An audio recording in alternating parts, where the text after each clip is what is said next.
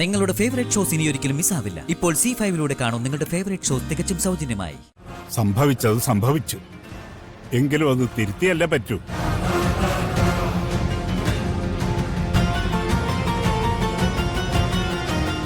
അതുകൊണ്ട് രാധിക ഇനി കണിമംഗലത്ത് നിൽക്കണ്ട.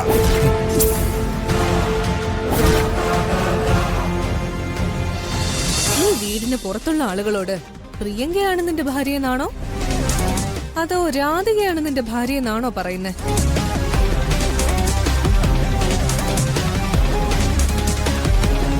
മതി ഏട്ടത്തി. അപവാദങ്ങൾ പറയാൻ ഏട്ടത്തേക്കാളും മിടുക്ക് ഇവിടെ വേറെ ആർക്കും ഇല്ലാന്നുള്ള കാര്യം എനിക്കറിയാം. അപവാദങ്ങളോ? ശേഖരൻ അങ്കിളിന്റെയും ജയാന്റിയും ഹോട്ടലിൽ വെച്ച് നീ കണ്ടു എന്നുള്ളത് അപവാദമാണോ? അവര് രണ്ടുപേരും നിങ്ങളുടെ കൂടെ ഫോട്ടോ എടുത്തു എന്നുള്ളത് അപവാദമാണോ? അമ്മയുടെ മൊബൈലിലേക്ക് ജയാന്റി അയച്ചു കൊടുത്ത ഈ ഫോട്ടോ അപവാദമാണോ അതോ സത്യമാണോ?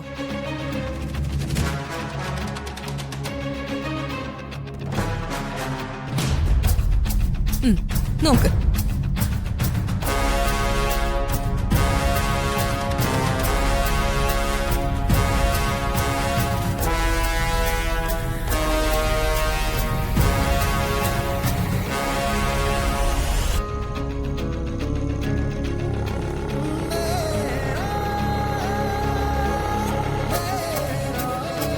അത് അച്ഛാ വണ്ടി ഓടിക്കുമ്പോൾ എനിക്കൊന്ന് തല കറങ്ങി, അതുകൊണ്ടാ ഹോട്ടലിൽ കയറിയത്.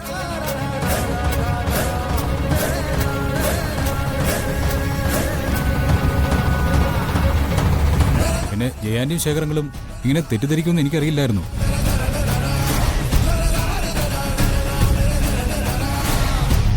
അവര് ചോദിച്ചപ്പോഴേ രാധിക നിന്റെ ഭാര്യ അല്ലെന്ന് നീ പറഞ്ഞു.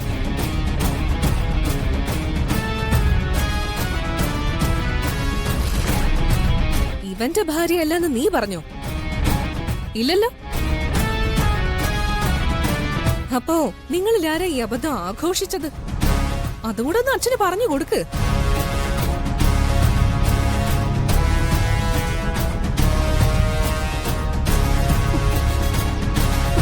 എന്നെയും ചേച്ചിയും കൂട്ടി വരാൻ വേണ്ടി അമ്മ വരുണിനെ അയച്ചതല്ലേ? അപ്പൊ വരുൺ എന്നെ ഒന്ന് വിളിക്കായിരുന്നല്ലോ. ഞങ്ങൾ അന്വേഷിച്ച് വരുൺ എത്തുമ്പോ ചേച്ചിക്ക് എന്നെ ഒന്ന് വിളിക്കായിരുന്നല്ലോ. ഞാൻ എവിടെ എത്തിയെന്ന് ചോദിക്കായിരുന്നല്ലോ. പ്രിയങ്കേ, ഈ ചേച്ചി മിണ്ടരുത്. എന്തിനാ എന്റെ ജീവിതം ഇല്ലാതാക്കാൻ വേണ്ടി ഇറങ്ങി പുറപ്പെട്ടിരിക്കുന്നെ? ഞാൻ ആർക്കും ഒരു ഉപദ്രവം ഉണ്ടാക്കാതെ ഇവിടെ ജീവിക്കുന്നല്ലേ?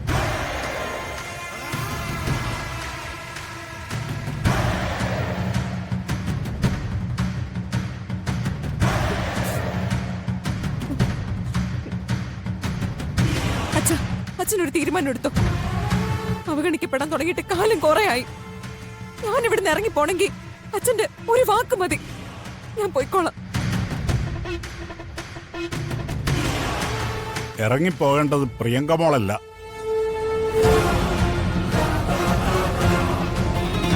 വരുൺ. ഈ കുടുംബത്തിനകത്തൊരു അസ്വസ്ഥത ഉണ്ടാകാൻ എനിക്ക് ആഗ്രഹമില്ല. സംഭവിച്ചത് സംഭവിച്ചു. എങ്കിലും അത് തിരുത്തിയല്ലേ പറ്റൂ.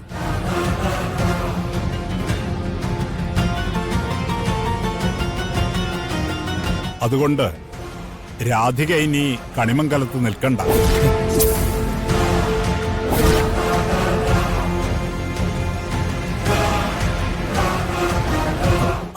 അപവാദങ്ങൾ ഉണ്ടാകുന്നത് ആർക്കും നല്ലതല്ല.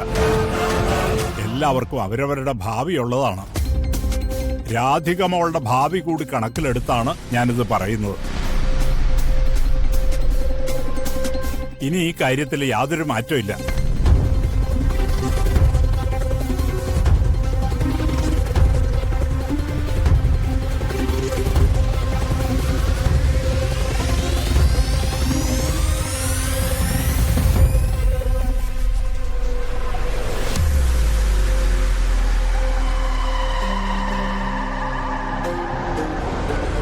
അമ്മേ, സത്യത്തില് അച്ഛൻ പറഞ്ഞത് കേട്ടല്ലോ, അതങ്ങ് അനുസരിച്ചാ മതി.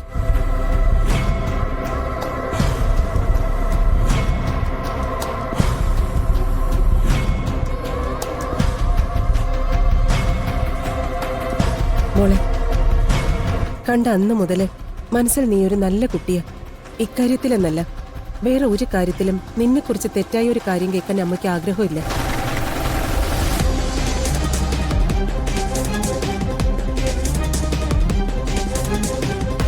സൂര്യയുടെ ചികിത്സ തീരുന്നതുവരെ നീ ഇവിടെ വേണമായിരുന്നു എന്നാ എന്റെ അച്ഛന്റെ ആഗ്രഹം.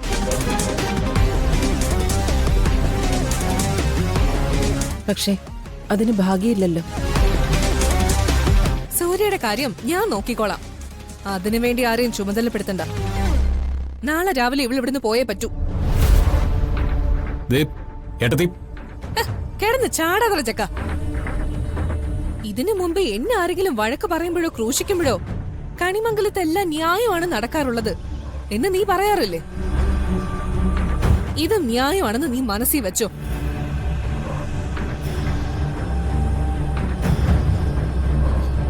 എന്നിട്ടേ ദേ ഇവളുടെ അടുത്തുനിന്ന് മാറി നീ പ്രിയങ്കയുടെ അടുത്ത് നിൽക്കാൻ നോക്ക്. ഇതാ നിന്റെ ഭാര്യ. ഇവളെ ഒപ്പം കൂട്ടി നടന്നാലേ അതിന്റെ പേര് വേറെയാകും. മനസ്സിലായോടാ?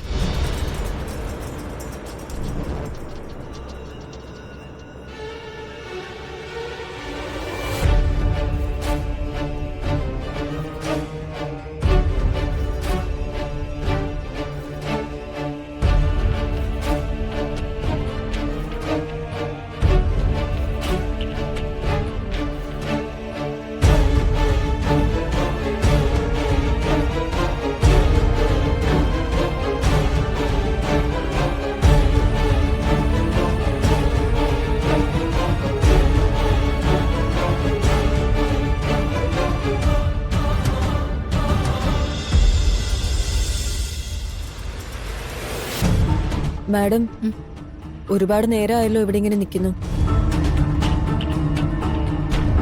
ഞാൻ ചില കണക്കുകൂട്ടലുകൾ നടത്തിയായിരുന്നു മാലിനി. മുൻപൊരിക്കൽ ഞാൻ അഡ്വക്കേറ്റിനോട് ചോദിച്ചിട്ടുണ്ട്, എന്നെങ്കിലും ശ്യാമയുടെ മകൾ തിരിച്ചു വന്നാൽ അവൾ ശ്യാമയുടെ സ്വത്തിന്റെ അവകാശിയാകുന്നതിന്റെ പ്രൊസീജിയർ എന്തൊക്കെയാണെന്ന്. അന്നവർ പറഞ്ഞത് വരുന്ന പെൺകുട്ടി ശ്യാമയുടെ മകളാണെന്ന് തെളിയിക്കാൻ തന്നെ ഒരുപാട് സമയമെടുക്കുമെന്ന്. ഒരുപക്ഷെ ഒരു DNA ടെസ്റ്റ് തന്നെ അതിന് വേണ്ടി വരുമെന്ന്. ഒരു ദുരൂഹ സാഹചര്യത്തിൽ അങ്ങനെ ഒരുത്തി വന്നെത്തിയാൽ പോലും അവളെ ഇല്ലാതാക്കാൻ അത്രയും സമയം മതിയല്ലോ. പക്ഷേ ഇത് അവള് ശ്യാമയുടെ മകളാണെന്ന് തെളിയിക്കാൻ ഒരു കോടതിയുടെ ആവശ്യമില്ല. ആദ്യ കാഴ്ചയിൽ തന്നെ ആരും വിധി എഴുതില്ലേ ഇത് ശ്യാമയുടെ മകളാണെന്ന്? മാഡം, ഇത്രയും കാലം ഞാൻ വളരെ സിൻസിയർ ആയിട്ടാണ് മാഡത്തിന്റെ കൂടെ നിന്നത്. ഇനിയും അങ്ങനെ തന്നെയായിരിക്കും. മാഡം പറയ്, ഞാൻ എന്താ ചെയ്യേണ്ടത്?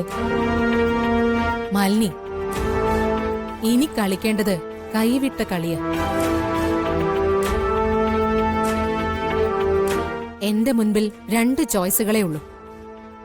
ഒന്നുകിൽ ഇതുവരെ അനുഭവിച്ചതെല്ലാം നഷ്ടപ്പെടുത്തി ഒന്നുമില്ലാത്തവളായി തെരുവിലേക്ക് ഇറങ്ങണം, അല്ലെങ്കിൽ ശ്യാമയുടെ മകളെ ഇല്ലാതാക്കി എല്ലാത്തിന്റെയും ഉടമയാകണം.